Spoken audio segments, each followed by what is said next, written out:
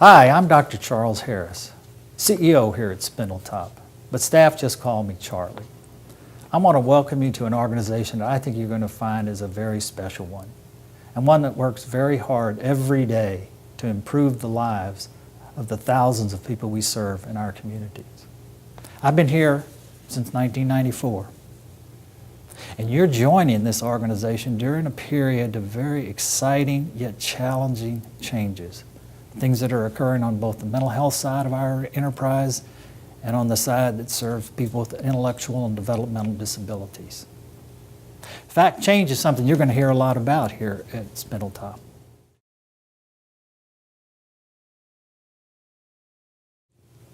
Well, for many organizations, including ours, change has become the new normal.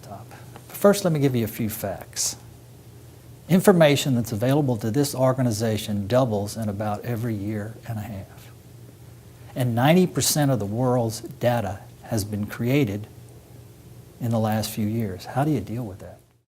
Change is something that's really important here, and all of our staff go through some sort of change management training. At least an hour-and-a-half session conducted by me and our Chief Human Resources Officer.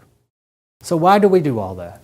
Well, first, complex system change requires that you have a common knowledge so you can talk about the change process. And everyone needs to understand the stages that one goes through during change. And finally, complex system change only occurs through dialogue, discussion, and conversation. You may have also heard folks who have been here for a while talk about something called SMO. This refers to our latest change initiative, and it stands for Sustainable Management Organization. You'll be much more involved in this as we transition to it, but it focuses on three areas: profit, people, and planet. First, all organizations and businesses like ours have to generate excess revenue or have a profit. I like to say, no margin, no mission. If you don't have a profit margin, you probably won't exist because you can't do the kind of things that are necessary to operate a successful business, not the least of which is to compensate your employees fairly. Next is how you value and treat people, both consumers and employees. And finally, planet focuses on what we can do as an organization to maintain or improve the world we live in and the health of people in the communities we serve. We believe that by becoming a more sustainably effective organization, Spindletop will be agile enough to nimbly adapt to changes in the environment, the economy, and society. Welcome again.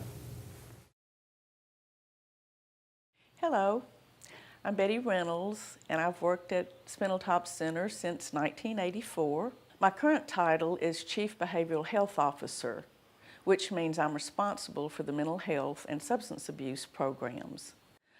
Through the years, a lot has changed around here, but not as rapidly as things are changing lately. But I'll tell you about the new things in a minute. Let me first tell you about what we've been providing to clients for decades.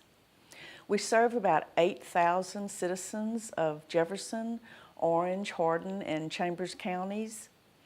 The most common diagnoses we serve are schizophrenia, major depression, bipolar disorder, ADHD, and conduct disorder in the mental health clinics. In substance abuse, methamphetamine and alcohol addictions is what we see the most.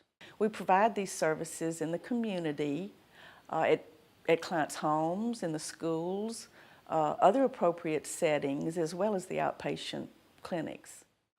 We offer services such as behavioral, emotional, and social skills training, therapy, and medication management. We also support clients to find employment and housing.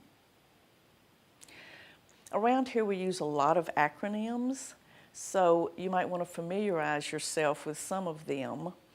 Because our outpatient clinics are located in Beaumont, Hardin County, Orange, and South County, they're referred to as BOPSI, HOPSI, OPSI, and SCOPSI.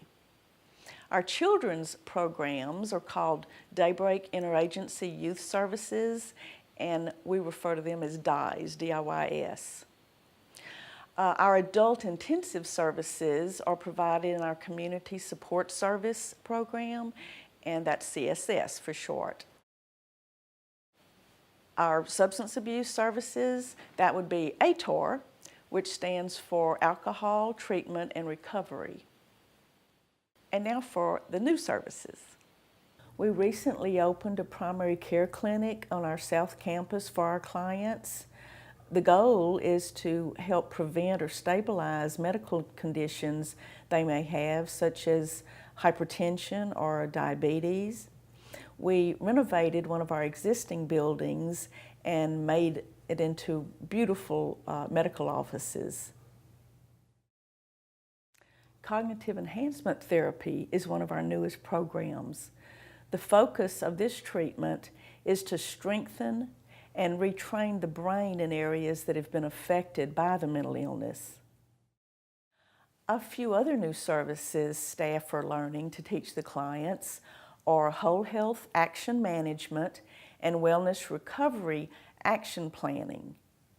Also, cognitive adaptation training is when the staff go into the client's homes and together they find cues and like alarm clocks or making lists to help the client not relapse. In other words, help them remember things like taking their medicine each day. The ability to adjust to change is a desirable trait to be successful and happy working at the center these days. My name is Lisa Gibbs. I'm the Chief IDD Officer. I've been employed with Spindletop Center for 24 years. I work with individuals who have intellectual disabilities, also developmental disabilities, including autism. We assist them with acquiring and retaining and improving on social skills, self-help skills, also adaptive skills. We provide this through working with our individuals in workshops, also assisting individuals to obtain employment and to maintain that employment through our supported employment department. We work with people to realize the goals and dreams that they have, whether that's working in a sheltered environment like a workshop where we perform contract work, also perform different services and create products that may be needed by the community. We also work with people who want to work in the community. They may want to go out and have a job as working in a restaurant or a grocery store or a hospital setting, and we assist them with gaining that employment. Once they have that job, they may need someone to help them to maintain that employment. Or if something changes, we go back out and we assist them to learn a new skill. We work with people to realize whatever dream that they may have so that they can be as independent as possible in their communities. We provide assistance to caregivers who are not paid in the form of respite services. We will provide a staff person who can perform the respite in their homes or out of their homes. We also work with individuals to help them to go places they may want to go, to the grocery store, to the mall, just to socialize with friends, going bowling, going on picnics, going to Renaissance festivals. And we also assist individuals in learning how to use the transportation themselves. We provide transportation, but we also assist individuals who may want to learn how to use public transportation. Sometimes they may just want to go and visit a friend or to family, and also they may want to learn how to use the public transportation to go back and forth to work. And we are able to assist them with whatever skills they want to gain in order to be more independent in our community. Some individuals need assistance with communicating, and so we provide assistance by working with them with assistive technology so that they can be able to communicate their needs and their desires, not only to us, but also to their family members and friends. And so that's something that we're very proud of that we're able to do here at Spindletop Center. We also work with individuals and families who may not be able to reside in their homes any longer, and they need to live in one of our group homes. And so we have 3 and 4 bed group homes where individuals are able to reside and live and be among their peers and have an opportunity to also gain in skills that they may need. We have 3 and 4 person homes, and the individuals are able to make these homes their own. They're able to assist with meal preparation, grocery shopping, decorate their rooms the way that they would like to, and have an opportunity to mingle with friends and family members in a family setting.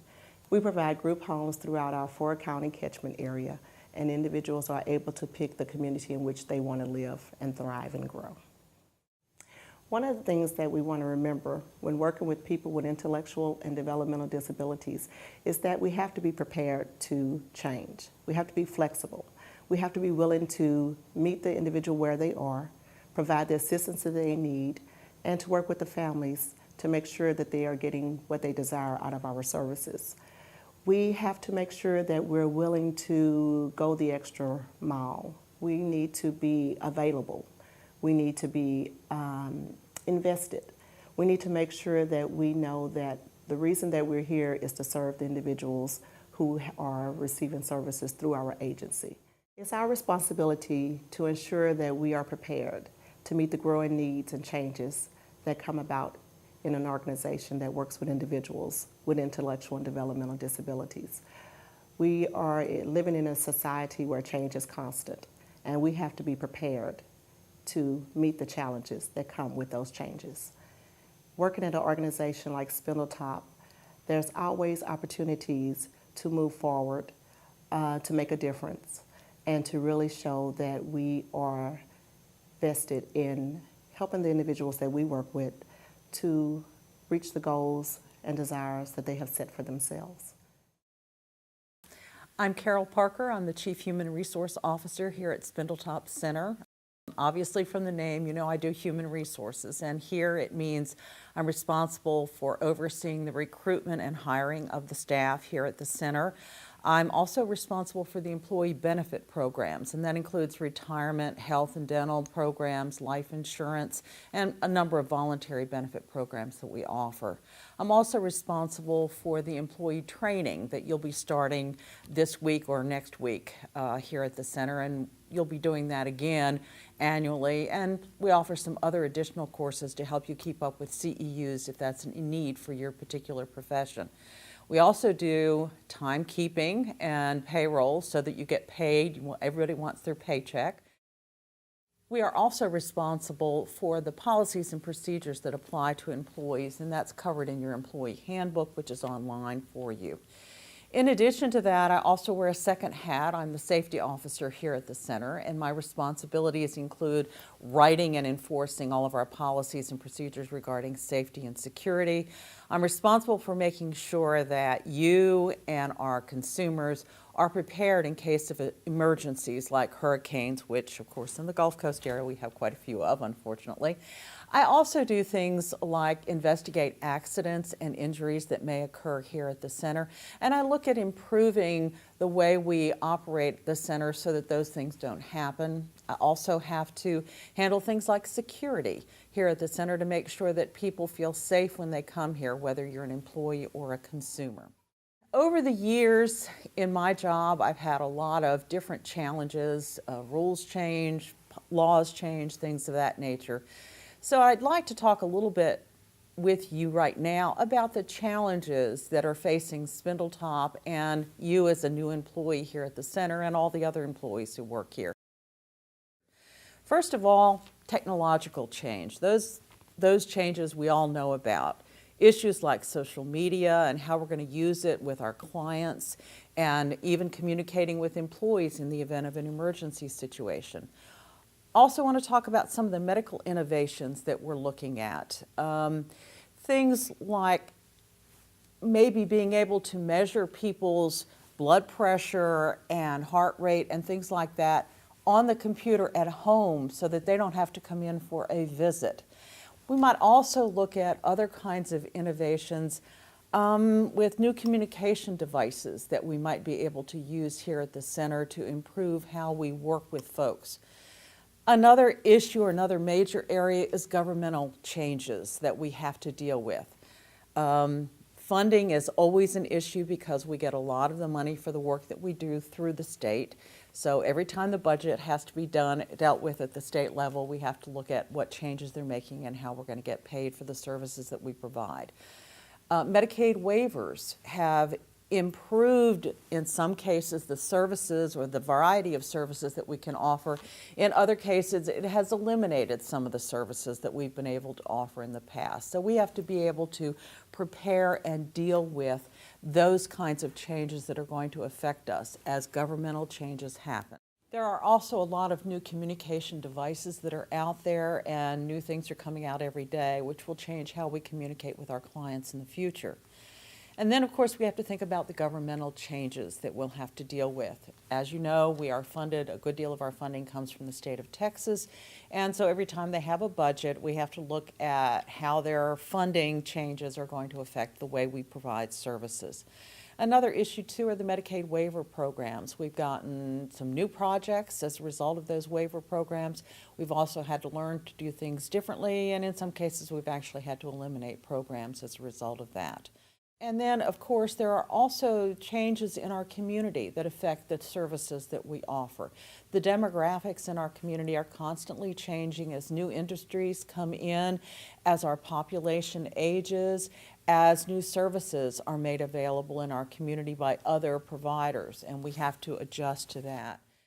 So what does this mean to you as an employee of the center? And you're new and you're saying, what have I gotten myself into? Well, I think there's some really positive things that you can look forward to here at the center. One is the idea that you're going to need to make changes in a fairly frequent manner here when you work. You're going to be looking at changes in work hours, changes in work locations, changes in job duties that occur much more frequently than perhaps other jobs that you've held in the past. There's also an opportunity for growth. There's educational opportunities. There are opportunities to serve on teams that are going to be developing new things that we're going to be working on here at the center. And so becoming a part of that team makes you part of all of the changes that we're involved in. So, welcome to Spindletop Center, and welcome to an opportunity for you to grow. My name is Sally Broussard, and I'm the Chief Authority Officer here at Spindletop Center. I have a lot of different departments that I'm responsible for. Many of them are administrative in nature. Our agency at Spindletop, we are accredited or licensed by numerous different outside agencies, including Joint Commission, the State Departments of Dishes and Dads, and various other organizations. And one of the things that my department does is make sure that we are fully compliant with all of the different standards and accreditation requirements that they all have. Also, I'm responsible for quality management and utilization management. One of the things that we're very concerned with here is making sure that we are providing quality services that are effective and efficient. And so in my department, we look at ways that we can improve the quality of the services that we provide and measure that and measure our outcomes to make sure we're doing the best job possible. Also in my department, I have marketing and public relations. It's important for us to try to get our story out to the community. And in some ways, we're a very well-kept secret here in our region. And so one of the things that we try to do is let the public know through the media and public service announcements the kind of things that we do here so that they're aware of the kind of services that we can provide. I am over all of our managed care contracting. We have contracts with numerous different insurance companies and managed care organizations. And so one of the things that we do is we work with all of them to negotiate contracts so they will pay us for the services that we provide here. One of the very exciting things that we do here at Spindletop is provide housing, and the housing programs are also in my department. We've made a commitment over recent years to develop and create affordable, decent housing for the people that we work with. One thing that we've realized is that in order for people to recover to the fullest extent possible, it's really important for them to have an affordable, decent place to live. So we've been building, providing, and essentially becoming the landlord for many of our clients. I'm also over our client rights and advocacy department. We have people on our staff who are dedicated to making sure that all of our clients have their rights met. They're afforded rights by all the different agencies that accredit and license us, and we make sure that anytime that they have a complaint or a concern, they have somebody that they can go to, and we take those things very seriously. In addition to that, I'm over our crisis and intake department. That's the place where everybody who wants to become enrolled in services comes and goes through an intake assessment process. And during that time, we determine whether or not they're eligible for services, and if they are, which unit or which department they are eligible to attend, and we get them started with their first initial treatment plan and get them enrolled in services. I'm also the Center Compliance Officer. What that means is that we are very actively looking at making sure we are compliant with all federal and state regulations concerning Medicaid, Medicare, and other requirements for how we bill and provide services. So one of the things that you as a new employee will be responsible for is making sure that you're alert to anything that might be considered a concern or an allegation of fraud or abuse, and making sure that you report that and we can investigate that appropriately. My name is Shalons Hoover. I'm the Chief Financial Officer here at Spindletop Center. I've been here about 5 years. I supervise the Financial Services Department, which includes accounting and financial reporting, accounts payable, and of course the most important is payroll. I also am over the Internal Services Departments, which includes the maintenance and motor pool and housekeeping, which sees to all of our facilities and our vehicles, and the food services area, which provides meals for our clients, as well as catering center events and meetings that we have. Since I've been here at Spindletop, the thing that has impressed me the most are the people, because the people here are very caring, very committed, very friendly, and they have the ability to adapt to the constant changes that we face, whether it's decreases in funding, which has occurred a couple of times at least in my tenure here. The people have been innovative and creative about ways to deal with these decreases in funding without decreasing the services that we provide to our clients. The people who work here are what make this a very special place.